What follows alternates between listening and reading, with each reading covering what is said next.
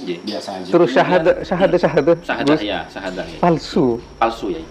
Maksud gimana?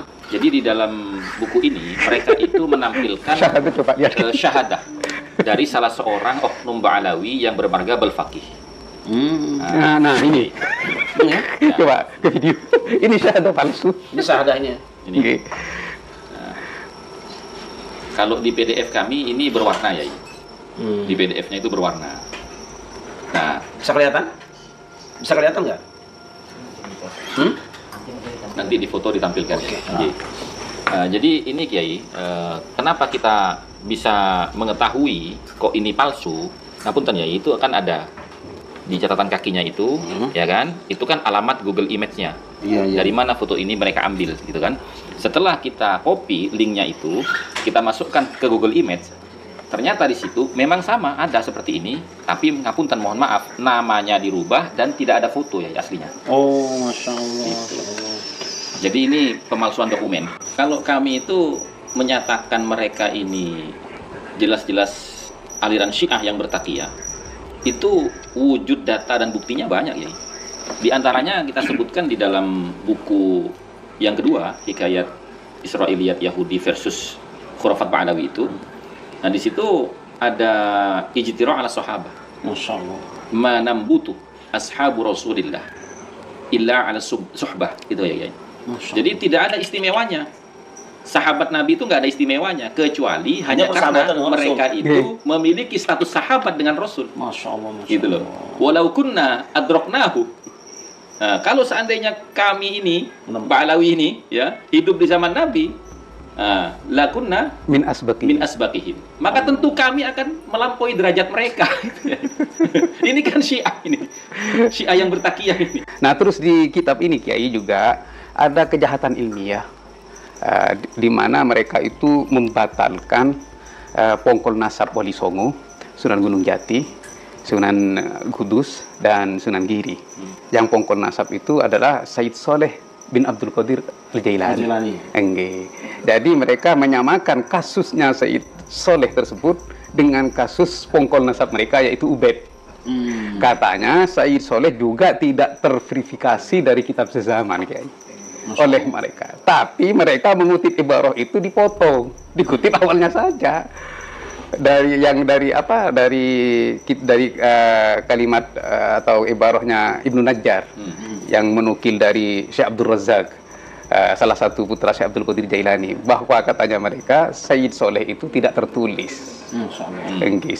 Setelah kami cross check di kitabnya Ibnu Najjar, ternyata mereka potong terusannya, lanjutannya sama mereka tidak ditulis. Walaupun kita tidak menyembah Faqih Muqaddam atau tidak bersujud kepada Faqih Muqaddam, dengan mengakui atau membenarkan ibarah yang tadi saya baca, itu sudah Murtad ya ikhwati. murtad qauli dengan i'tiqadi. Iya. Itu sudah tasbih. Laisa kamitslihi syai'. Iya. Jadi ini semoga nanti MUI mengeluarkan fatwa bahwa buku-buku, kitab-kitab yang menjadi ajaran sesat mereka ditarik dari peredaran agar tidak menyesatkan umat. Saya mulai merenung ya, betapa berat dan sulitnya perjuangan Wali Songo menanam padi ini, terus ijo royo-royo, kok tiba-tiba datang hama. Ya. Enggak, kita penting bahas nasab karena ini bukan nasabnya Maradona, Ya. bukan nasabnya Ronaldinho. Iya. Ini nasabnya manusia suci yang berdampak syar'i. Betul. Ada hubungannya dengan syariat kita ini. Ya. Mahabbatuhum ini kan, wa tauqiruhum. Ya. Itu karena ada pesan Nabi supaya kita memuliakan ahlul bait lah dan zuriyahnya gitu kan. Betul. Akhirnya yang pernyataan yang dikuatkan itu di kitab sejarah ialah Maimun bapaknya Yahudi, tapi bapak angkatnya Majusi. Gitu. Karena apa? Khilafah Athariyah lagi-lagi ya. Iya. Kesamaan karakter Maimun itu di dalam berdakwah dan berpolitik itu sama persis dengan orang Yahudi. Nah, dari sini sudah terjadi ijtihad dari ulama terdahulu bahwa Maimun itu ditetapkan sebagai putra Yahudi karena kesamaan karakternya. Dari sini metode dakwahnya. Iya, metode dakwahnya. Dari sini kami bisa mengambil alasan untuk istinbat Kiai. Ini satu. Terus kemudian setelah Maimun itu meninggal, ternyata anaknya itu pindah nasab, bukan pindah madhab, pindah nasab. Luar biasa ya. Iya. Naturalisasi ya. Ubed, iya. Jadi yang kami temukan juga Ubed ini memiliki nama 3, Kiai. Ubed, Ubaidillah, Abdullah. Lah ini kok sama dengan yang Ubed yang sekarang, dengan yang nyangkut Ahmad bin Isa, ini punya nama 3. Nah, oke, di situ setelah itu Ubed ini mencangkok nasabnya Ismail. Muhammad bin Ismail. Oke. Kemudian mendirikan dinasti Ismailiyah. Nah, setelah itu dibatalkan oleh para ulama karena Muhammad bin Ismail itu meninggal tidak punya anak. Luar biasa ya. Batal. Kemudian karena dibatalkan, Ubed ini mendirikan dinasti Fatimiyah. Mesir ya? Iya. Awal di Maroko, Habib Novel Alidrus yang di Solo itu, dia kan mengatakan bahwasanya ini saya punya paspor nasab ini dari Robitoh Alawiyah, dari MDRA. Jadi di sini tertulis nasab saya itu adalah urutan ke-38 dari Rasulullah.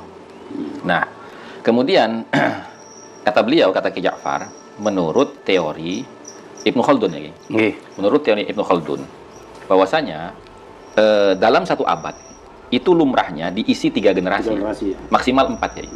Nah, kalau kita komparasikan dengan pengakuan mereka 38. yang paling muda itu 38, ya kan? Maka ini kan masuk dalam kurun waktu masih 6 ya. Nah, sekarang kalau kita kurangi ya, misalkan sekarang ini abad ke-15 Hijriah. Nah, kita kurangi 9. Berarti kan abad ke-6. Nah, abad ke-6 itu pas dengan kejadian apa? Pembantaian Salahuddin Al-Ayyubi atas restu daripada Syekh Abdul Qadir Al-Jailani menghancurkan dinasti Fatimiyah. Yang mengaku sebagai Ahlul Bait dan bermadhab Syiah. Saya sangat tertarik betul ini. Nanti mungkin kita coba bedah kitabnya gitu, kita bongkar di sini bareng-bareng. Saya mungkin kitab nasab paling cuma 10 apa berapa biji lah, nggak banyak ke saya. Jadi dan saya kurang waktu dan kurang open karena saya tidak merasa penting melihat nasab orang. Sebab saya kesimpulannya gampang saja. Orang itu ngaku turunan siapa tidak pakai silsilah, tidak pakai buku, tapi pakai perilaku. Kalau saya aja sudah. Orang 1000 kali bilang aku cucunya siapa, kalau perilakunya nggak mirip, jelas aku nggak percaya.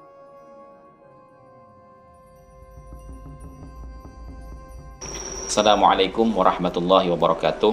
Pada kesempatan kali ini, alhamdulillah kami ditakdirkan oleh Allah Subhanahu wa taala bersama dengan Kiai Ja'far Shadiq Fauzi, pengasuh Pondok Pesantren Abu Samsuddin, Batu Ampar, Pamekasan, Madura, bisa berjumpa langsung silaturahmi sowan kepada Romo Kiai Raden Kiai Haji Syarif Rahmat di pesantren beliau. Alhamdulillah pada malam hari ini kedatangan kami tujuannya adalah yang pertama silaturahmi tentunya, yang kedua kami ingin meminta ketersediaan beliau mendukung apa yang telah kami upayakan bersama dengan Kiai Ja'far Shadiq Fauzi, Kiai Abdul Ghalib Sahuri Nur dalam penulisan buku bantahan ketidakabsahan nasab Ba'alawi, agar supaya beliau berkenan memberikan kata pengantar. Dan mudah-mudahan beliau berkenan teman-teman semuanya. Monggo silakan Kiai. Ya, insya Allah dengan senang hati, apapun yang saya yakini bermanfaat untuk umat Islam dan negeri ini, saya insya Allah siap sebisa saya ala kadar yang saya bisa sampaikan. Tentu kalau nanti ada yang tidak pas atau kurang berkenan, ya itu aslinya saya. Terima kasih, terima kasih. Karena maju aja biar dekat dengan dia. Nah, udah gitu aja nanti kan. Moga-moga Kiai Ja'far dikenalkan dulu lah. Sebenarnya sudah dikenalkan oleh beliau. Jadi isi buku itu begini, Kiai. Setelah kami kaji bersama tentang buku mereka yang berjudul Keabsahan Nasab Ba'alawi yang 500 halaman lebih, dan dari kata pengantar para kiai 50 kata pengantar, kiai-kiai besar lagi. Ternyata setelah dikaji, mulai dari awal banyak ditemukan salah pengaplikasian ibarah yang mereka kutip dari kitab Rasail, yang justru kaidah-kaidah ilmu nasab itu menyerang atau membatalkan nasab mereka. Mulai dari syuhra wal istifadah yang mereka pakai untuk menguatkan nasab mereka, justru itu membatalkan karena syuhra wal istifadah itu tidak dipenuhi 4 syarat yang ditulis oleh kitab Rasail dan kitab-kitab nasabah yang lain. Terus yang kedua, di kitab tersebut banyak kesalahan-kesalahan teks dalam ibarah, karena kalau kesalahan teks di ibarah Arab itu akan merubah makna, Kiai. Seperti terdapat di buku itu mengutip disclaimer bab subutun nasab yang berbunyi wa yasbutun nasabu bil alamatil wadihat wal bayyinatis tsabitat. Di awal buku itu ditulis wa yasbunu bisyubuhat. Ini sudah merusak makna, Kiai. Terus yang kedua, dengan ibarah yang tadi itu, mereka juga mengutip kembali di judul di buku mereka yang berjudul pada akhir buku itu Imaduddin menjiplak tokoh orientalis dan Nun Aswajah. Tuduhan mereka, tuduhan mereka. Kembali mereka mengutip dalil tersebut. Salah lagi, ya. Gimana kok yang di awal salah, ini yang kedua juga salah, berarti kan ada kesengajaan. Jadi di bab tersebut ditulis wa yasbutun nasabu bil alamatil wadihat wal bayyinatis tsabitat wa yasbutu bisyubuhat. Bisa dicek, ya. Jadi artinya nasab itu bisa diisbat itu dengan alamat wadihat, tanda-tanda yang jelas. Arkeologi lah. Terus wal bayyinati tsabitat itu adalah catatan yang pasti yang dituntut oleh Imam sebagai kitab sezaman, Kiai. Terus kemudian wa yasbutu bisyubuhat. Ini mungkin jangan-jangan itu cuma salah tulis barangkali itu. 2 kali, Kiai. 2 kali. Jadi masalahnya mungkin gini. Kita tidak bisa mengatakan bahwa itu salah tulis karena tidak ada terjemahannya, kan? Tidak terjemahkan ini. Kalau terjemahkan kan kita bisa menganalisa, oh mungkin ini apa? Iya. Salah tulis. Jadi misalnya kaum santri bisa memaknai ibarah Arab, ini akan menyesatkan. Karena artinya wa yasbutu bisyubuhat. Jadi nasab itu bisa diisbat dengan syubhat. Kerancuan dengan kerancuan. Kerancuan seperti itu terbukti, ya. Terbuktinya ketika ada akun TikTok itu yang bernama Habib Mujassim gitu. Ketika berdiskusi dengan saya, dia mengatakan, loh, nasab itu, Gus, kan boleh ditetapkan bi'adna dalil, dengan dalil remeh-temeh. Nah, ini kan membuktikan bahwasanya memang mereka itu sengaja seperti itu, indikasinya gitu. Karena apa? Karena mereka itu ketika mengutip ibarat selalu tidak memberikan arti. Nah, itu terjemahan itu penting, sangat-sangat penting. Sebentar, saya lihat kayaknya punya buku ini, Nah, ini buku yang sedang kita bahas malam ini. Ya, ini kesulitan teman-teman barangkali. Nah, ini di yang pertama ini. Ini ya? Ya, betul. Wayasbunu bisyubuhat. Itu min hukuk al-muslimin wa ulama Allah Ta'ala. Bad'adda ulama nasab 5 tara'if li subutihi. Ini semua tidak ada yang diartikan, ya. Nah, itu kesulitannya kan kita tidak diterjemahkan sehingga tidak tahu ada penambahan teks lafaz dari Arab aslinya atau tidak. Iya. Saya tadinya mengira bahwa ini kesalahan nulis saja. Dan ketika mereka itu mengutip takbir ini, Kiai, tujuannya kan untuk menguatkan bahwasanya nasab mereka itu sudah sabit bisyuhra wal istifadah. Tapi sayangnya tidak dilanjutkan sampai kepada penyebutan 4 syarat yang harus dilewati. Gitu. Jadi ini teman-teman sudah dibaca oleh Kiai. Memang betul adanya salah wa yasbunu bisyubuhat. Ini salah kesalahan yang fatal sampai merubah kalimat. Kalau yang kedua cuma mengurangi nafinya dihilangkan.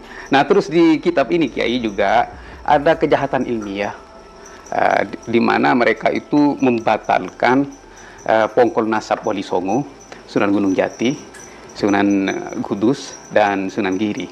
Yang pongkol nasab itu adalah Said Soleh bin Abdul Qadir Al-Jailani. Jadi mereka menyamakan kasusnya Said Soleh tersebut dengan kasus pongkol nasab mereka, yaitu Ubaid. Katanya Said Soleh juga tidak terverifikasi dari kitab sezaman, Kiai, oleh mereka. Tapi mereka mengutip ibarah itu dipotong, dikutip awalnya saja. Dari kalimat atau ibarahnya Ibnu Najjar yang menukil dari Syekh Abdul Razak, salah satu putra Syekh Abdul Qadir Jailani, bahwa katanya mereka Sayyid Soleh itu tidak tertulis. Setelah kami cross check di kitabnya Ibnu Najjar, ternyata mereka potong terusannya, lanjutannya mereka tidak ditulis. Tapi yang menarik buat saya begini, ternyata Syekh Abdul Qadir Jailani sepanjang hidupnya tidak pernah menyebutkan siapa beliau, gitu? Ya, betul. Tidak pernah ngaku saya ini cucu Rasulullah. Betul. Tapi kemudian justru setelah wafat beliau, karena kepentingan para ulama ini mengetahui sebenarnya kan, ditulis oleh berpuluh-puluh mungkin ratusan ulama ya, termasuk di dalamnya adalah Ibnu Hajar Asqalani kan tulis juga kitab itu, dan semua menunjukkan silsilah nasab beliau yang sah diakui. Nah, saya ketemu juga dengan salah seorang cucunya Syekh Fadil Jailani, mungkin sering ketemu panjenengan dong. Itu dia tulis banyak kitab, kita mungkin ada sekitar 30 kitab beliau di sini. Itu dicantumkan semua silsilahnya dan itu sumbernya akurat.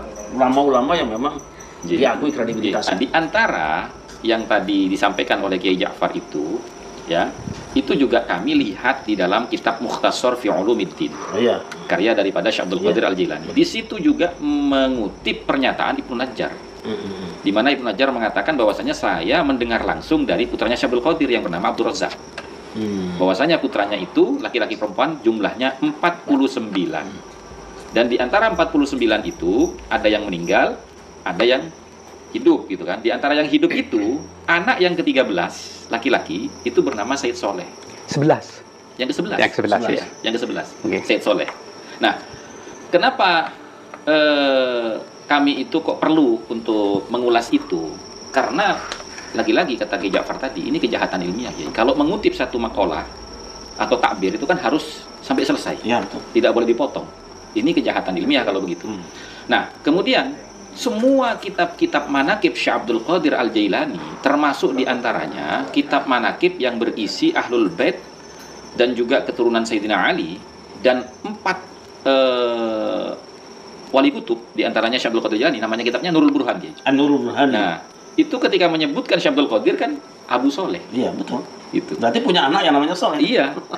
Dan menurut Kiai Ja'far, kenapa kok disebut Abu Soleh kunyahnya? Karena Said Soleh ini adalah putra yang paling dikenal oleh orang lain karena sering dibawa kemana-mana, sehingga orang mengkunyahi Syekh Abdul Qadir dengan gelar Abu Soleh. Lah ini kalau mau dibatalkan lewat analogi bahwasanya Syekh Soleh ini sama dengan kasusnya Ubed, ya ndak, wong ini surah istifadah. Sekarang Ubed nggak pernah sebut dengan Abu Alawi lah. Ndak pernah. Ndak pernah. Jadi terlalu nafsu untuk membatalkan.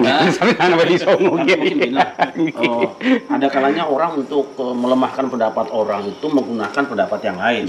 Tapi sangat disayangkan bahwa cara pentasbihannya itu tidak pas. Tidak pas. Kias Ma'al-Fari.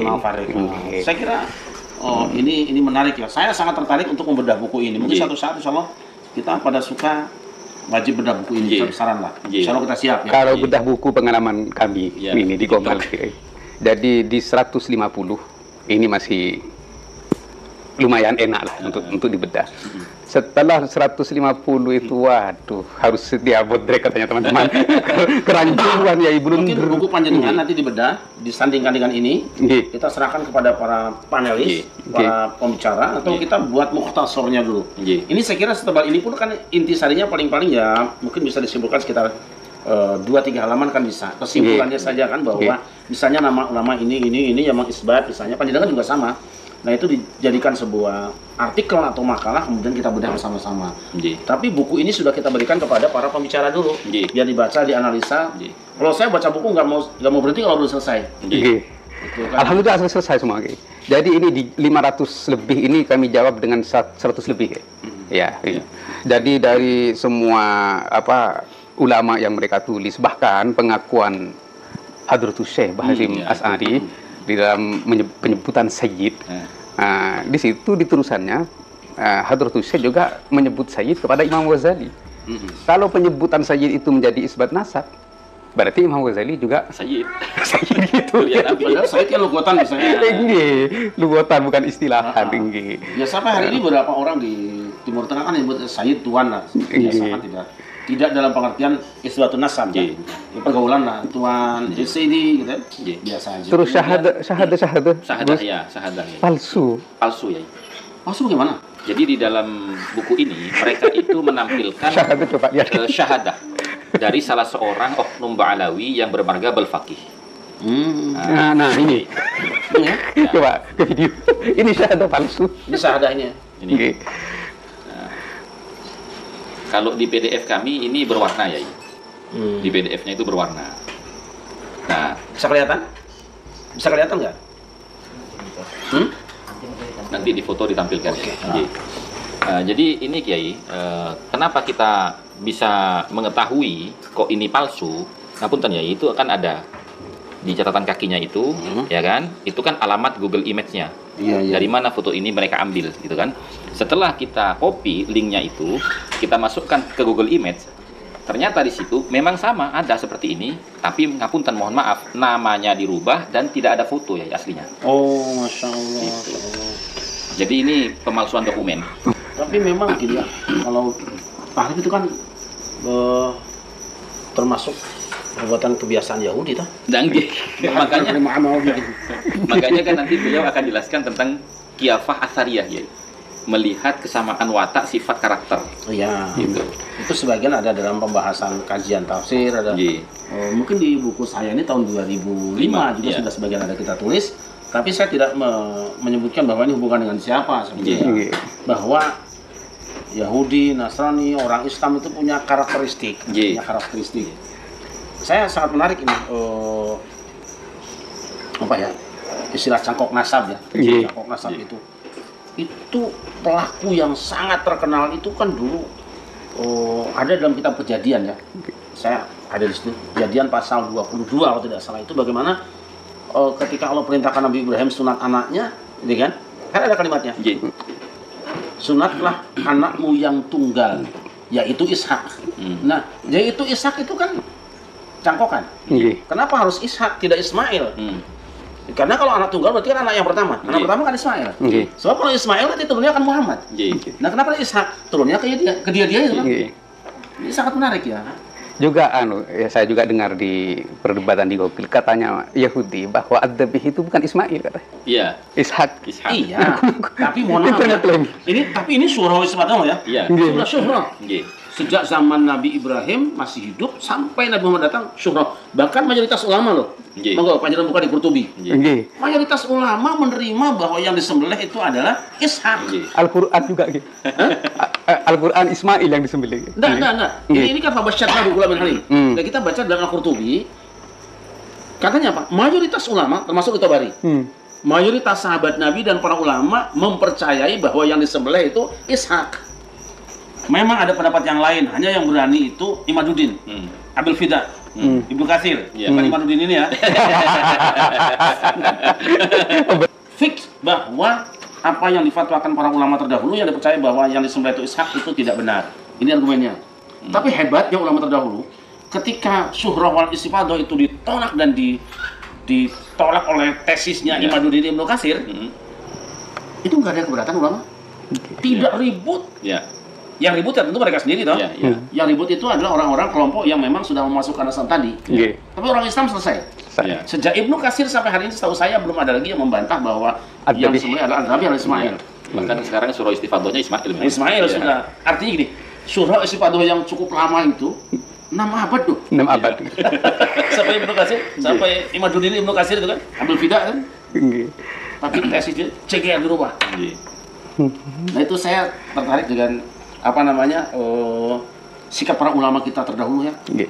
Dan ini Kiai, saya ingin bertanya kepada panjenengan selaku salah satu bagian tokoh akademikian.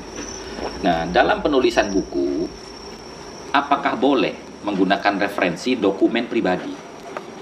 Tidak boleh. Nah, ini secara akademik ya? Ya. Tidak boleh.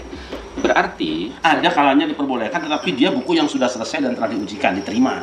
Kan ada, misalnya lihat buku saya judulnya ini, tetapi buku itu harus merujuk kepada referensi sebelumnya. Maksudnya ini dokumen pribadi yang memang tidak bisa diakses orang lain. Nggak bisa, itu nggak adil. Nggak adil ini.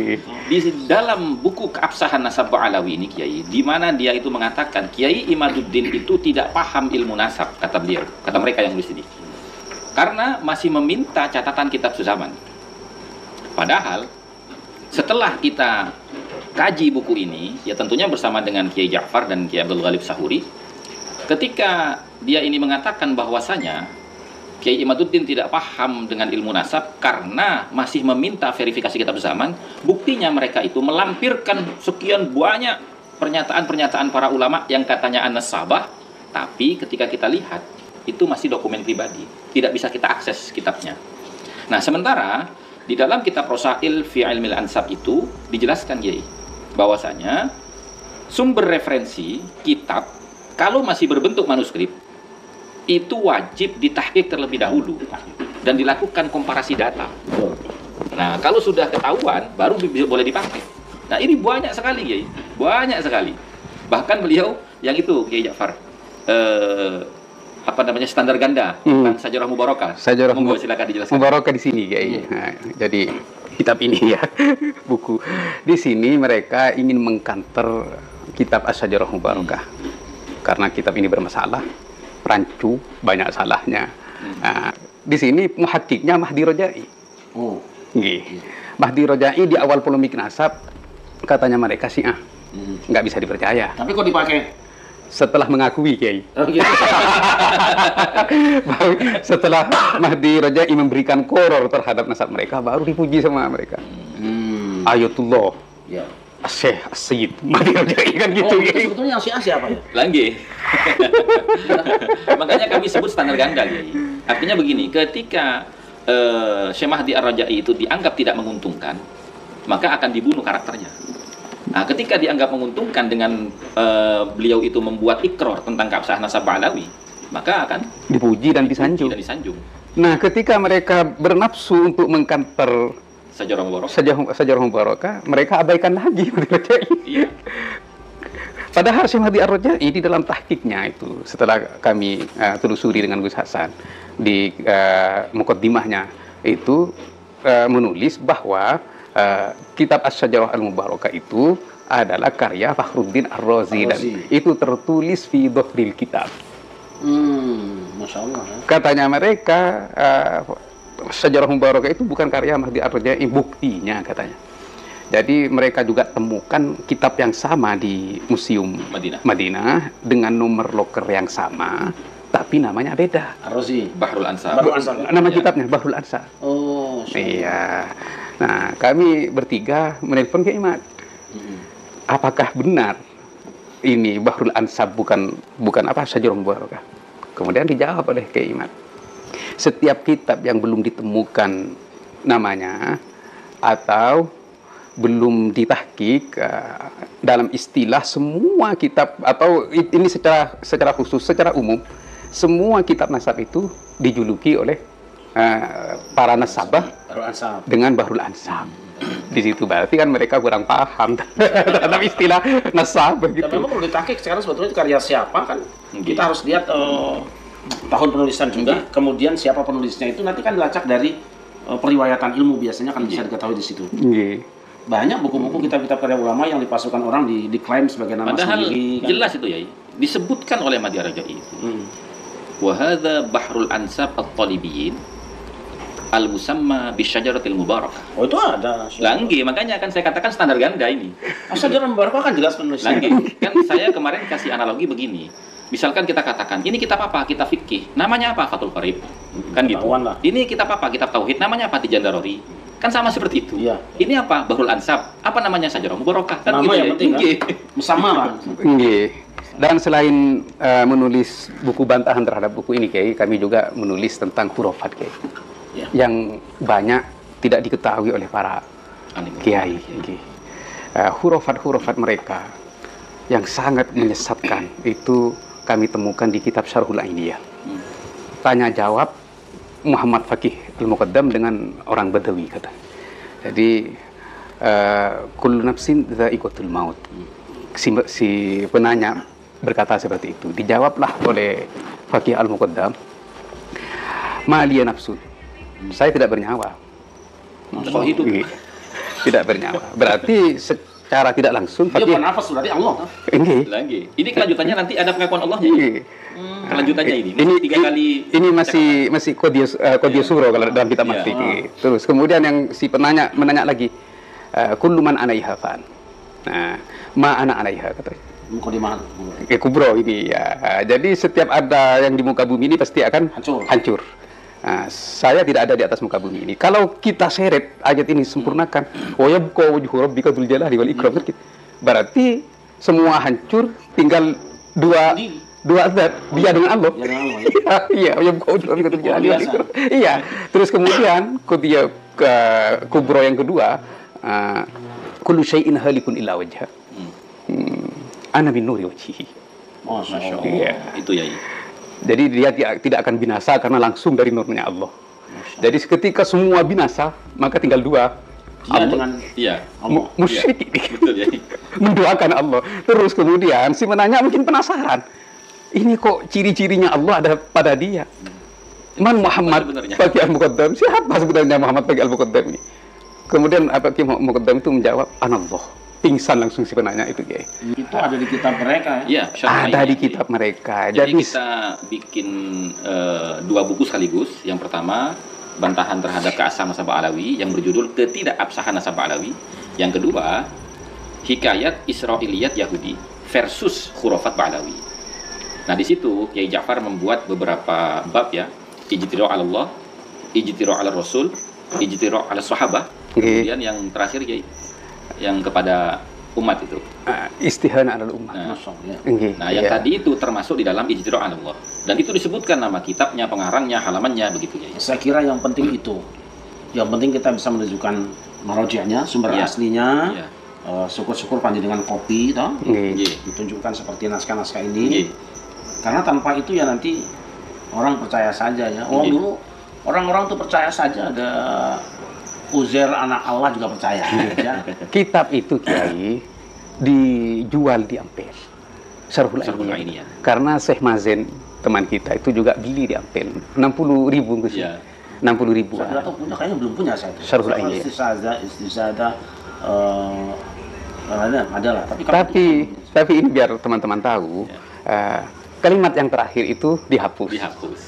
Anallah itu dihapus, tapi kami lacak di manuskripnya. Ada Kiai. Kita simpan manuskripnya. Jadi begini teman-teman ya, kalau beli Syarhul Ainiyah itu di kalimat yang terakhir Anallah itu dihapus teman-teman. Tapi kami punya manuskripnya, itu ada Anallah itu. Nah, ini semoga sampai di telinga MUI dan juga semoga sampai di PB dan ormas-ormas yang lain Kiai. Saya sih lebih tertarik begini ya. Berharap ke MUI juga kayaknya tidak juga lah. Ya, ini artinya gini. Ini kan zamannya sudah maju. Saya lebih senang kalau buku itu kita bedah besar-besaran. Siap. Kita sandingan bersama supaya adil lah, bedah dua buku, kemudian kepada masing-masing pihak dipersilakan untuk memberikan kritikan atau i'tiraf atau apa saja terhadap karya yang lainnya ya. Tapi saya berharap bahwa ini secepatnya jangan dibiarkan terus menggelinding sehingga banyak yang bukan pemain sepak bola turun lapangan. Saya tidak suka. Makanya kan gini Kiai, ngapunten Kiai. Jadi saya dengan Kiai Ja'far dan Kiai Abdul Ghalib itu memang mempercepat proses percetakan buku ini. Nah, nanti tujuannya kami akan mengambil 1000 eksemplar. Itu memang tujuannya kami sebagai hadiah untuk para kiai. Jadi kita itu mau silaturahmi ke para tokoh, para alim ulama, para gawagis yang ada pondok pesantrennya. Kalau saya istilahnya bukan gawagis, gemakus. Ini sosialisasi bukan hanya sekedar polemik nasab. Tapi di sini ada gerakan pengkafiran massal yang dibungkus dengan nasab suci. Nah, kenapa saya bilang pengkafiran massal? Kita kembali kepada kalamullah. Jadi laqad kafarul ladzina qulu innallaha huwal masihu Isa ibnu Maryam.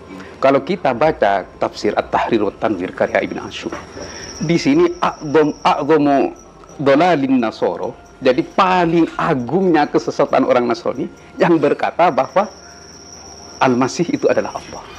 Nah, di sini kalau kitab Syarhul Ainiyah itu ya, semoga ini sampai di telinga Pak MUI dan Pak NU dan semuanya.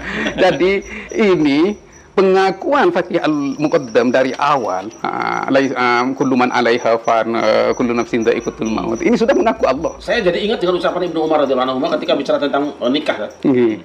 Jadi ketika bicara tentang nikah, menikahi wanita ahlul kitab itu kan umumnya sahabat memperbolehkan. Iya. Tetapi Ibnu Umar menolak kan? Iya. Alasannya apa? La a'lamu dzamban a'zama min, ya gitu kan? Iya. Aku tidak menyaksikan, tidak pernah tahu ada dosa yang lebih besar daripada wanita yang mengatakan Tuhan kami adalah Isa bin Maryam. Iya. Saya ingat itu.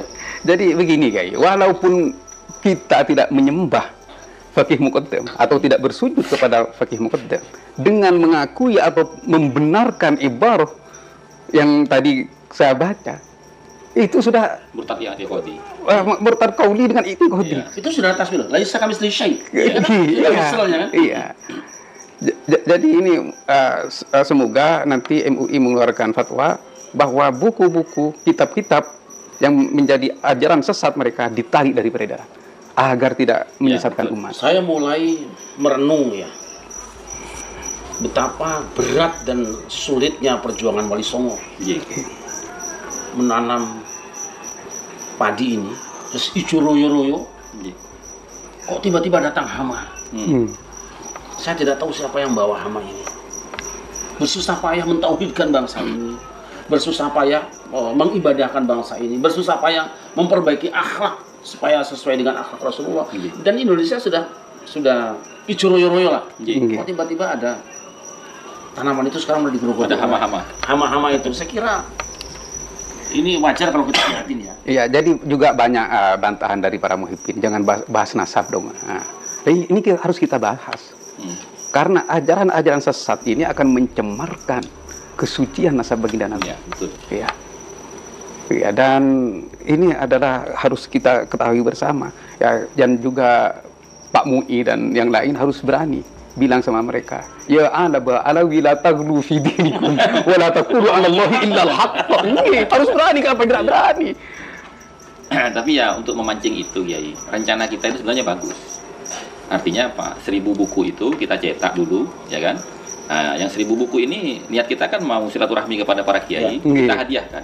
Kita bersilaturahmi, bertamu kepada beliau, sowan kepada beliau-beliau, kita hadiahkan buku ini, ya kita ajak diskusi di situ. Ya. Itu lebih efektif menurut saya. Iya, takut ini para netizen salah paham, ini kok selalu bahas nasab kan iya, gitu. iya. Enggak, kita penting bahas nasab karena ini bukan nasabnya Maradona, Ya. bukan nasabnya Ronaldinho. Iya. Ini nasabnya manusia suci Iya. yang berdampak syar'i. Betul. betul. Ada hubungannya dengan syariat kita ini. Ya. Mahabbatuhum, ini kan? Iya. Wa tauqiruhum. Ya. Itu karena ada pesan Nabi Iya. supaya kita memuliakan ahlul bait lah dan betul. zuriyahnya gitu kan. Betul. Jadi walaupun nanti ikhtilaf ulama apakah termasuk yang sekarang termasuk ahlul bait atau tidak, ala kulli hal yang penting gini aja, bahwa zuriyah ahlul bait kita muliakan karena ada hubungan dengan Rasulullah. Iya. Nah, kita tentu ingin menjaga apakah hadis ini sahih, hasan apa dhaif kan gitu. Jadi kalau orang koreksi hadis itu bukan anti inkarus sunnah, bukan ya inkarus sunnah itu justru yang main terima-terima aja hadis maudhu kan. Bahwa Al-Hakim pernah mensahihkan 1-2 hadis kemudian oleh Az-Zahabi dikritik, nggak masalah, hakim tetap mulia dan dia tidak bisa dipersalahkan gara-gara kemarin kok hakim mengatakan sahih. Berarti hakim sesat? Tidak. Sama dengan sekarang kan? Berarti Mbah Hasyim sesat? Tidak dong. Dulu orang sholatnya itu menghadap kiblatnya kan lempeng sedikit utara kan? Sekarang gara-gara ada teknologi kemudian pindah kiblat lain masalah. Sama juga sekarang orang percaya dengan nasab dengan tulisan, oh ada tes DNA, ya pindah kiblat ya apa-apa. Masyarakat kita ini belum siap menerima kemajuan teknologi. Sepertinya, kalau bahasanya Ki Ja'far, pemahaman agamanya terlalu tradisional, Kiai. Menurut Ki Ja'far begitu. Kebanyakan menjadi budak pendengaran, Kiai. Bukan Tidak apa-apa, penelitian. kita tetap berdoa Allahumma hdiqomi fa innahum la ya'lamun, itu aja dulu. La kulluhum kan. Jadi yang tidak bisa digapai semua ya jangan sampai tidak dicapai sebagiannya kan gitu. Sudah apa-apa, ikhtiar kita insyaallah, kalaupun tidak ayahnya mungkin anaknya, tidak anaknya cucunya, tapi kita sudah mewariskan ilmu pada mereka yang insya Allah berguna buat mereka. Pada akhirnya juga mereka akan menyadari kok. Jadi saya selalu menganalisa di takhrijul hadis itu kan.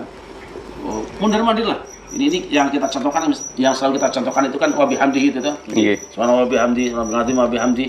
Itu dulu kan dibid'ahkan karena katanya ziyadahnya tidak sikot. Iya kan? Jadi wa bihamdihinya tidak sikot. Jadi sampai di buku-buku saudara kita versi semua itu hantam. Ya udahlah, saudara kita sebagian tinggalkan itu. Tapi belakangan tahun 2000-an 90-an ya, Syekh Albani mengatakan itu ziyadahnya sih kota gula kan. Ya balik lagi kita wa bihamdih lagi. Biasa aja lah. Supaya tidak salah kita cari yang benar, cari yang benar aja gitu. Sekira iya. yang tidak boleh itu kalau kita kemudian menuduh orang tanpa argumen, kan? Hanya benci, enggak. Sebenarnya kita melas lah, kasihan gitu kan. Kalau kami itu menyatakan mereka ini jelas-jelas aliran Syiah yang bertakiyah, itu wujud data dan buktinya banyak ya. Di antaranya kita sebutkan di dalam buku yang kedua, Hikayat Israiliyat Yahudi versus Khurafat Ba'alawi itu. Nah, di situ ada ijtira' ala sahabah. Masya Allah. Manambutu ashabu Rasulillah illa ala suhbah, itu ya. Jadi tidak ada istimewanya. Sahabat Nabi itu nggak ada istimewanya, kecuali hanya karena mereka itu memiliki status sahabat dengan Rasul. Masya Allah, gitu loh. Walau kunna adroknahu. Nah, kalau seandainya kami ini, Ba'alawi ini, ya, hidup di zaman Nabi, lakunna min asbaqihim. Maka tentu kami akan melampaui derajat mereka. Ini kan Syiah ini. Syiah yang bertakiyah ini. Cuma kalimatnya agak diukir-ukir ya. Nggih. Itu bukan cuma Syiah. Nah, sekarang yang menarik ada di antara saudara-saudara kita yang sebetulnya Syiah itu supaya mungkin ya, namanya juga buruk sangka lah. Ini analisa ya. Ada yang tiba-tiba ditambahi dengan Asy-Syafi'i, Al-Asy'ari. Jangan-jangan itu juga bagian dari takiyah. Ada itu. Tapi kalau kita lihat dari perilakunya, mananya yang Asy'ari?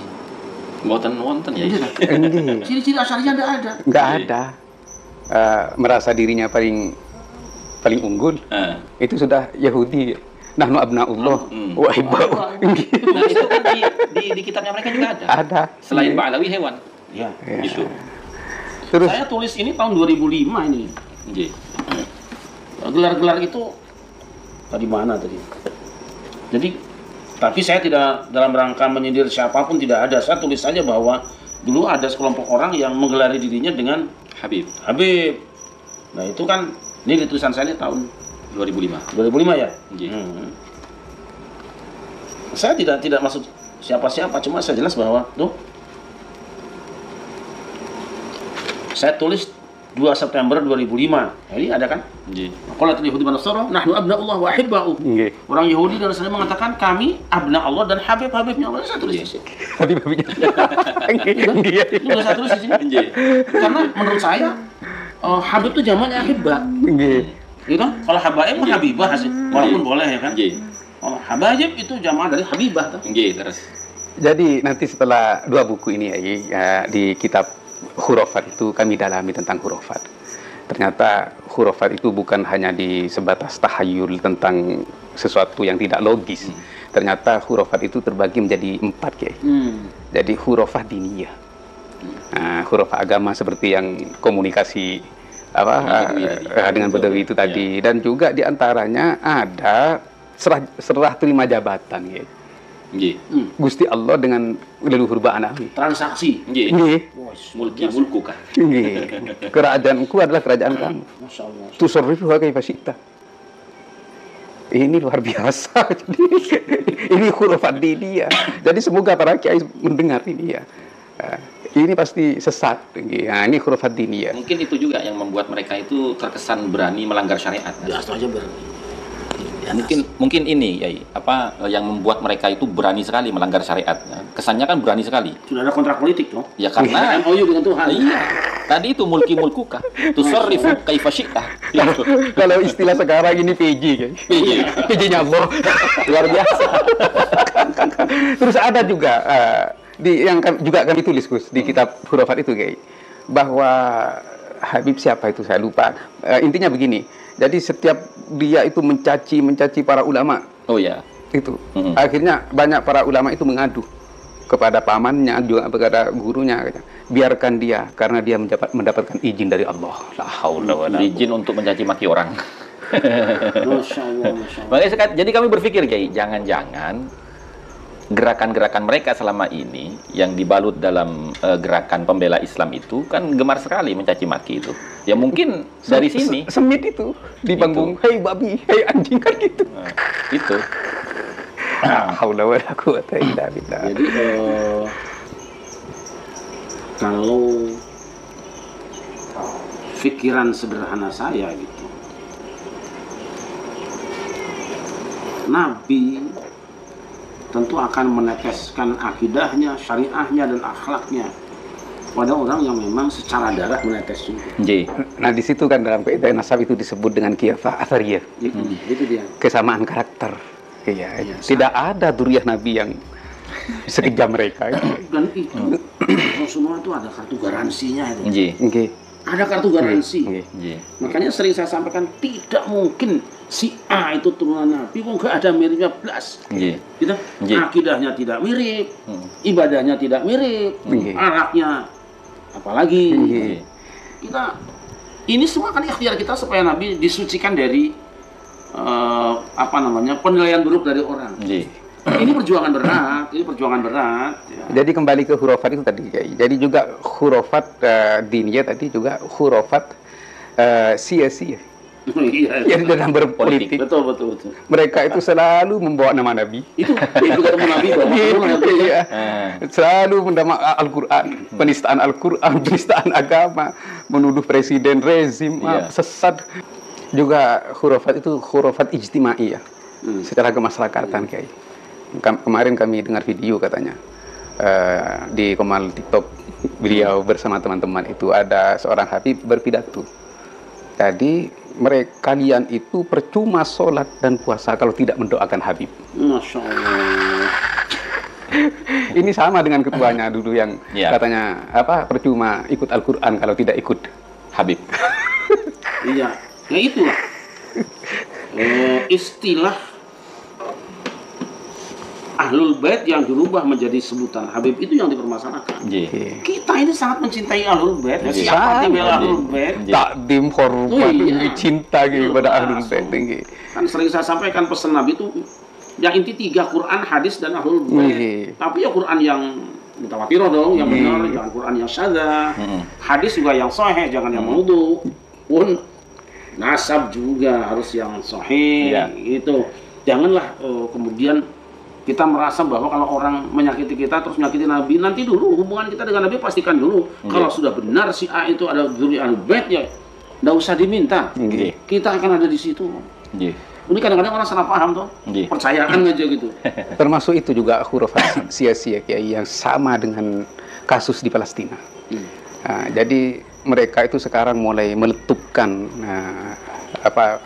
huruf sia-sia itu bahwa merah putih itu adalah milik mereka, Pancasila itu adalah milik mereka, Jawa Bintu Tarim juga milik mereka. Bahkan ada daerah di Jakarta namanya Paseban. Jadi Bak Saiban. Ada di bukunya itu? Iya. Nah, kita orang Jawa kan tahu Seba itu pertemuan Seba. Iya, betul. Anggo Seba mengko sore. Paseban teman pertemuan. Pertemuan dengan Raja Mataram, Mataraman. Betul. Itu jadi Bak Saiban. Iya, ini kalau tidak dilawan Kiai, kalau tidak dijelaskan yang sesungguhnya, maka insya Allah 10 tahun ke depan habis sudah.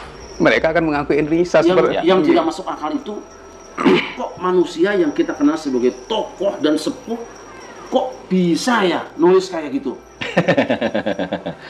Kalau bukan amal sudah terdoktrin, termakan wiridnya mungkin nggak berani, termakan doktrin. Jadi mungkin apa yang Kiai pertanyakan barusan itu barangkali nanti akan terjawab ketika Kiai Ja'far itu menceritakan siapa Maimun Al-Qaddah itu.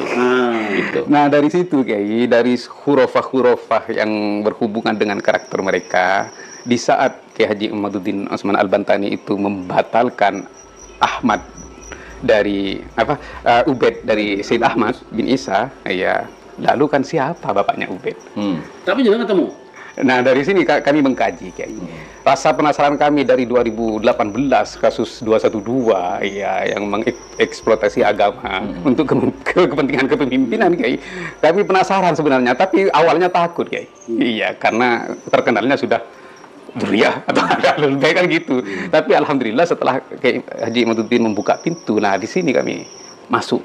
Nah, alhamdulillah setelah dikaji, beliau di Komal TikTok dan teman-teman juga memberi kami data untuk kami dalami dari kitab Syair A'lamin Nubala, terus kemudian dari Al-Bidayah wan Nihayah, terus dari Al-Farqu Bainal Firaq, terus sekarang yang terbaru As-Sulaihiyun, terus juga dari Al-Kamil Ibn al-Athir. Iya, jadi kami kumpulkan data-data itu untuk kemudian dikomparasikan sebagai data pendukung.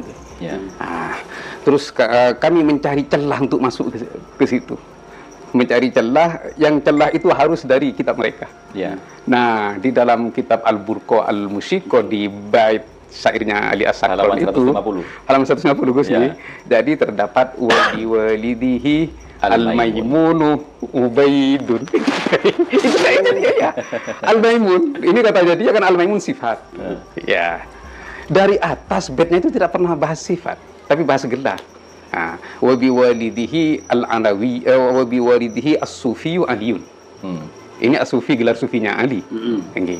Terus kemudian wa biwalidihi al-alawiyu alawiyu. Ini adalah gelar nisbat nasab cucu-cucu mereka kemudian. Alawi itu faktanya sekarang kan menjadi gelar nasab mereka. Alawi. RA, Rabi Alawi. Ya. Nah, terus kemudian karena ini gelar nisbah nasab, di bawah juga diterangkan pongkol nasab ke atas itu siapa? Wa biwalidihi al-Maimunu Ubaidun. Pongkol nasab mereka itu adalah Al-Maimun. Nah, jadi kalau Ubaid bin Ahmad itu tidak suhrul istifadah. Maimunnya kalau kita Maimun Ubaid. Al-Maimun gitu. Oh iya. Okay. Jadi kami kaji Maimun itu siapa. Okay. Nah, setelah kami kaji Maimun itu tokoh orientalis, remaja yang cerdas, kemudian datang ke Mekah menjadi budaknya Bani Makhzum. Iya, maka Al-Maimun itu dikenal dengan Maula Bani Makhzum. Itu tempat transitnya Al-Maimun untuk mencari Ahlul Bait. Setelah kenal dengan Abi Ja'far, Ali Zainal Abidin, maka Al-Maimun pindah juragan ikut Abi Ja'far. Oleh karena itu Al-Maimun itu dikenal dengan Maula Abi Ja'far. Nah, setelah itu Al-Maimun itu usianya saja banyak yang ikhtilaf, karena Al-Maimun ini membantu 3 imam, Abi Ja'far, Ja'farus Shadiq, dan Muhammad Al-Baqir. Berarti usianya panjang. Dari kakek, anak sampai cucu kan. Ada yang bilang 100 lebih, ada yang bilang 126, ada yang bilang 150. Karena dua imam, ya. Tiga imam ya. Ya, 3 imam. Sorry, 3 imam.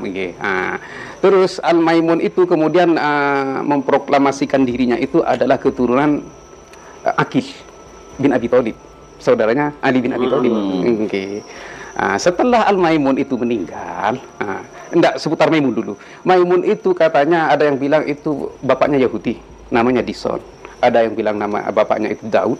Ada yang bilang bapaknya itu Aswad. Dari bapaknya aja ikhtilaf. Berarti hampir bersalah kan dia. Akhirnya yang pernyataan yang dikuatkan itu di kitab sejarah ialah Maimun bapaknya Yahudi, tapi bapak angkatnya Majusi. Gitu. Karena apa? Khilafah Athariyah lagi-lagi ya. Kesamaan karakter Maimun itu di dalam berdakwah dan berpolitik itu sama persis dengan orang Yahudi. Nah, dari sini sudah terjadi ijtihad dari ulama terdahulu bahwa Maimun itu ditetapkan sebagai putra Yahudi karena kesamaan karakternya.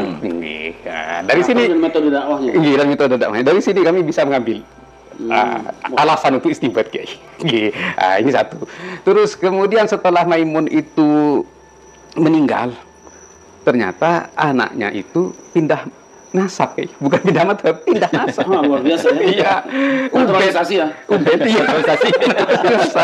Jadi yang kami temukan juga Ubaid ini memiliki nama 3. Ubaid, Ubaidillah, Abdullah. Lah ini kok sama dengan yang Ubaid yang sekarang, dengan yang nyangkut Ahmad bin Isa ini punya nama 3. Oke, di situ setelah itu Ubaid ini mencangkok nasabnya Ismail, Muhammad bin Ismail. Kemudian mendirikan dinasti Ismailiyah. Setelah itu dibatalkan oleh para ulama karena Muhammad bin Ismail itu meninggal tidak punya anak. Batal. Kemudian karena dibatalkan, Ubaid ini mendirikan dinasti Fatimiyah. Mesir ya? Iya. Awal di Maroko. Abna Fatimah. Ya, awal di Maroko terus menyebar sampai ke Mesir. Karena itu berarti itu hampir satu generasi dengan Salahuddin Ayyubi ya? Belum ya? Belum. Iya. Ini masih di atasnya, Yai. Oh iya, Jadi juga masih khilaf. imam ke-6 ya? Iya, khilaf itu ada dinasti Fatimiyah itu ada katanya 2 generasi atau 3 generasi. Nah, Tapi mungkin masih kesinambungannya ya yang iya. Iya, Yai. Jadi yang dibantai atau yang diperangi oleh Salahuddin Al-Ayyubi itu Ubaid juga namanya. Tapi Ubaid bin Muhammad Al-Habib. Iya, cucunya Maimun. Karena memang gelarnya sultan atau raja di dinasti Fatimiyah itu adalah Ubaidillah. Memang itu menjadi gelar. Iya, gelar. Gitu. Disebutkan dalam kitab Al-Farqu Bainal Firaq itu dinasti Al-Ubaidiyah Ar-Rafidiyah. Jelas ya. Terus juga kami temukan data translate dari As-Sabaiyah kepada Al-Ubaidiyah sudah kami temukan. Iya. Dari semua data yang dikumpulkan itu, Kiai, dari pintu masuk Al-Maimun itu tadi. Jadi kami pernah dibantah kemarin ketika menyampaikan itu, dibantah oleh kurir-kurirnya Ba'nawi, pembela-pembelanya itu, bahwa Al-Maimun itu sifat, Pak, katanya, bukan gelar. Nah, saya menetapkan Al-Maimun itu sebagai zat, saya pakai metode kitab mantek, bahwa istidlal itu, dalil itu ada 2, lafdiyah wa ghair lafdiyah. Nah, kalau kamu belum tahu cara beristidlal, kamu harus pahami dulu definisi istidlal. Apa definisi istidlal itu? Fahmu amrin min amrin. Iya, memahami sesuatu dari sesuatu. Jadi makna dilalah kami kuatkan itu dengan data-data pendukung dari kitab-kitab sejarah. Dan juga kami tetapkan ini tidak mengabaikan kaidah ilmu nasab. Di sini kaidah ilmu nasab menetapkan nasab itu dengan qiyafah asariyah. Jadi ada kesamaan antara Ubaid yang dulu dengan Ubaid yang sekarang. Baik dari nama atau dari karakter, dan juga dari keturunan. Sama seperti Hamengkubuwono I, Hamengkubuwono II kan? Ya, itu istilahnya itu ya. Iya. Itu Terus ya. Ubaid 1, Ubaid 2, Ya, itu nanti padahal harus tulis itu kan? Siap ya, Inggi, siap. Jadi nanti dipetakan silsilahnya, bikin bagan gitu ya. bagannya dibikin sehingga terang benderang, dan tentu kalau ketemu plus tahun ya. Iya. Memang di kitab Al-Bidayah wa Nihayah katanya disebutkan ikhtilafnya itu ikhtilaf mubarrar. Jadi ikhtilaf yang sangat kontras gitu, Kiai. Di antara membahas Maimun dan Ubaid ini juga masanya sangat kontras para sejarah ini. Mungkin membingungkan ini tokoh ini, Ubaid dan Maimun ini. Yang lebih jelas lagi ya. Kan ada beredar video itu dari Habib Novel Alidrus yang di Solo itu. Dia kan mengatakan bahwasanya ini saya punya paspor nasab ini dari Robitoh Alawiyah, dari MDRA. Jadi di sini tertulis nasab saya itu adalah urutan ke-38 dari Rasulullah. Nah, kemudian kata beliau, kata Ki Ja'far, menurut teori Ibnu Khaldun ya, menurut teori Ibnu Khaldun, bahwasanya dalam satu abad itu lumrahnya diisi 3 generasi, maksimal 4 ya. Nah, kalau kita komparasikan dengan pengakuan mereka 38. yang paling muda itu 38, ya kan? Maka ini kan masuk dalam kurun waktu masih 6 ya. Nah, sekarang kalau kita kurangi ya, misalkan sekarang ini abad ke-15 Hijriah.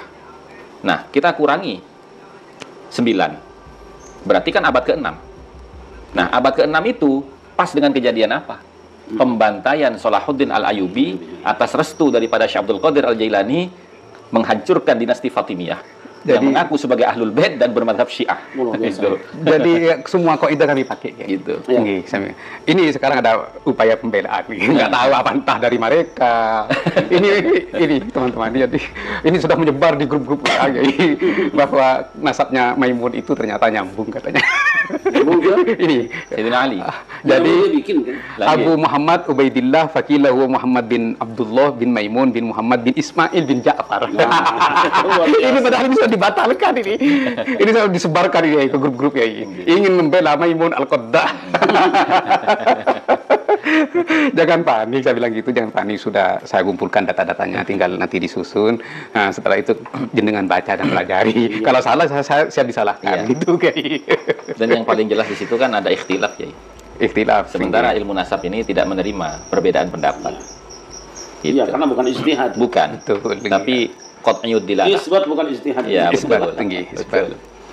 Saya sangat tertarik bahwa kian hari kok semakin banyak tiang pancang yang meyakinkan bahwa nasab ini tidak nyambung ke Rasulullah. Semakin banyak itu ya argumen ya. Tadi argumen baru. Saya baru dengar juga kalau ternyata bahwa itu dari Maimun, itu saya baru dengar ini. Dan dari Maimun itu kemudian terbuka kemana-mana, juga istilah Ubaidillah itu menjadi istilah bagi para penguasa atau tokoh mereka, sama seperti Hamengkubuwono atau Pakubuwono 1, 2, 3, 4. Itu sangat menarik. Saya kira nanti panjenengan mesti petakan ini Ubaidillah 1 mana, 2, 3, 4 mana. Siap ya. Tapi tentu kita tidak menghubungkan dengan Ubaidillah yang ada kasus di Karbala itu kan. Bukan terlalu jauh, terlalu jauh. Karena itu kan masih dekat dengan Rasulullah, sahabat. Terlalu jauh.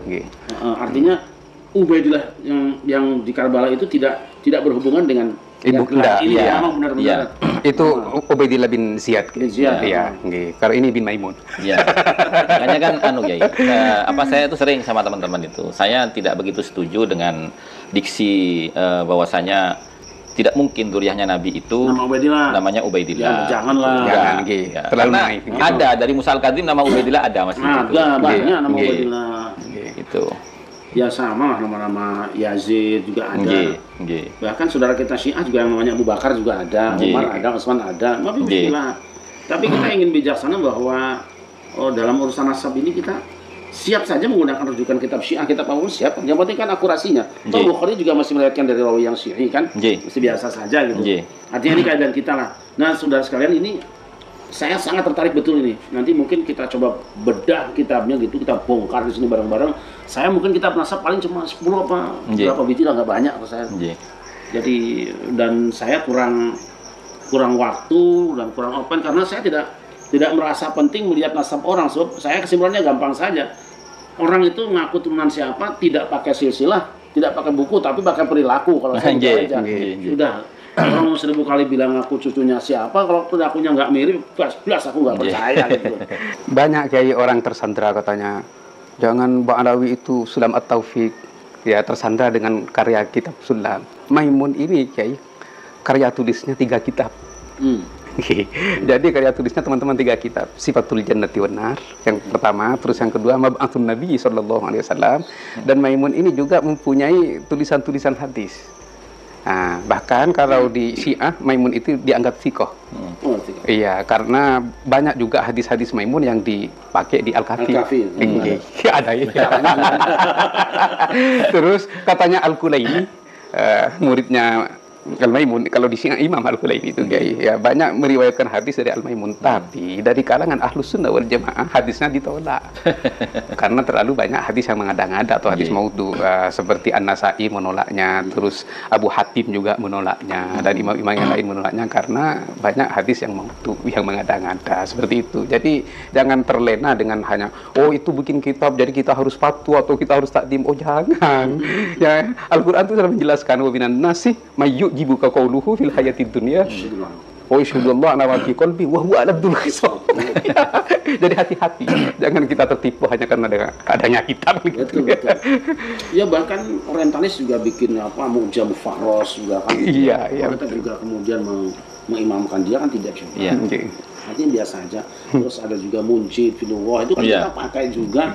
Kita menggunakan buku karya siapapun selama itu membantu untuk kajian kita. Betul. Tetapi tidak kemudian bahwa itu ketika kita mengatakan dia bukan Muslim, jangan dibilang wah salah itu. Ya memang penyusun Munjid bukan Muslim, Protestan. Kan? Betul. Tapi kita pakai, jangan campur aduk lah. Pembahasan nasab ini bahkan banyak kiai-kiai pakai kamus Munjid itu ya. Iya, ya mesti punya lah. Kalau punya ya belum jadi kiai kali ya. Saya nggak kiai aja punya. Jadi saya kira itu ya. Sekali lagi saya sangat senang dan insyaallah saya turut mendukung segera diterbitkan. Banyak yang sudah kehausan sekarang. Apalagi statement tadi. Mungkin nanti teman-teman langsung mana bukunya kan gitu. Kalau saya khawatir nanti bukunya bisa dicari di sini pun bisa. Insyaallah secepatnya saya diterbitkan. Selamat berjuang lah. Ini amin. Ini ada bagian dari jariah kita untuk bangsa ini, khususnya juga warga Nahdliyin yang memang selama ini menjadi orang-orang yang sangat mahabbah dengan beliatul Rasul. Jangan sampai mahabbah mereka itu ke alamat palsu kan gitu. Baik, saya kira sementara Mbak semuanya, perbincangan sementara ini juga insya Allah sudah menjadi garam untuk melezatkan otak dan hati kita malam ini. Insya Allah lain waktu kita akan bincang lagi. Mungkin saya juga yang datang ke sana, saya keliling, insya Allah. Tidak ada tujuan apa-apa. Ini uhibbukum fillah, insya Allah. Saya sangat mencintai panjenengan semua. Dan kalau ada yang tidak nyaman dirasakan, bukan benci, ini cubitan sayang sebenarnya. Cubitan peduli. Peduli. Ya, ini yang bisa kita persembahkan toh. Ketika orang lain bisa bangunkan masjid, orang lain bisa ya nyumbangkan suara, kita hanya menyumbangkan sekedar yang kita tahu. Tetapi mereka berdua dan juga teman-teman yang lain, saya tahu bukan 1-2 hari mengkaji agama ini. Apalagi beliau 10 tahun sama Sayyid Muhammad ya. Alhamdulillah. Beliau ada murid Sayyid Muhammad Ali Al-Maliki, dzurriyyah Rasul yang bergaransi benernya. Dan saya begitu melihat wajahnya sudah bilang, kalau ini nggak usah ngomong, saya juga udah tahu. Yakin dia Rasul. Juga beberapa guru saya di Indonesia juga ada orang-orang yang saya lihat rasa-rasanya beliau dzurriyyah Rasul. Tapi lagi-lagi kita memang harus merelakan pindah kiblat kalau memang sudah hasil pantauan Kompas memang kiblatnya di situ. Apa boleh buat? Dengan tidak menyerahkan Syekh Nawawi Al-Bantani, tidak menyerahkan Basyim Asy'ari, kiblat mereka yang dulu sudah benar sesuai dengan zamannya. Tapi kalau sekarang Anda tidak pindah kiblat, setelah ada penjelasan Kompas dan ilmu teknologi, Anda yang tidak sah sholatnya. Mereka tidak ada masalah. Insya Allah Kiai Ja'far ini juga akan membuat satu kajian ilmiah khusus tentang Maimun Al-Qaddah. Sehingga kajian tentang Maimun Al-Qaddah ini betul-betul kajian yang komprehensif dari beberapa literatur sejarah dan juga ada keterkaitan dengan kaidah-kaidah ilmu nasab. Dan insya Allah itu bisa dipastikan 99,9% benar katanya Kiai Ja'far itu. Demikian. Monggo Kiai Ja'far. Oke, teman-teman para pecinta pada suka. Pada suka. Setiap kita menghadapi pertentangan di dalam agama, maka saran Allah Subhanahu wa Ta'ala kita mengembalikannya kepada Allah dan utusannya, Al-Quran dan Al-Hadis. Wa in tanaza'tum fi syai'in farudduhu ila Allahi wa rasulih. Oleh karena itu, di dalam polemik nasab, cara menyikapinya, ya kita harus kembali kepada ilmu. Yang ilmu itu adalah cabang dari Al-Quran dan Al-Hadis. Jangan dengan menyikapi dengan caci maki, menjelekkan, menjatuhkan. Tapi sikapilah atau hadapilah dengan kajian-kajian ilmiah. Saya sering berpesan, jangan kalian menjadi budak pendengaran, maka kalian akan tersesat dalam kebingungan. Oleh karena itu, belajarlah. Jika tidak tahu, fas'alu ahla dzikri in kuntum la ta'lamun. Jika kalian tidak tahu, ya tanya kepada para pengkaji, kepada para kiai atau ustadz pun, atau para santri yang tahu. Jangan sungkan-sungkan untuk bertanya. Malu bertanya, sesat di jalan nanti. Terus akan kalau ingin tahu tentang polemik nasab yang sesungguhnya, milikilah buku yang sudah kami tulis untuk membantah buku keabsahan mereka. Jadi mereka tidak absah, gitu. Belum absah ya, karena belum menghadirkan dalil-dalil yang pasti. Di dalam nasab harus dihadirkan dalil yang pasti. Katanya Kiai tadi, ini isbat bukan ijtihad. Ya harus pasti, kalau tidak pasti isbatnya tidak diterima. Terima kasih.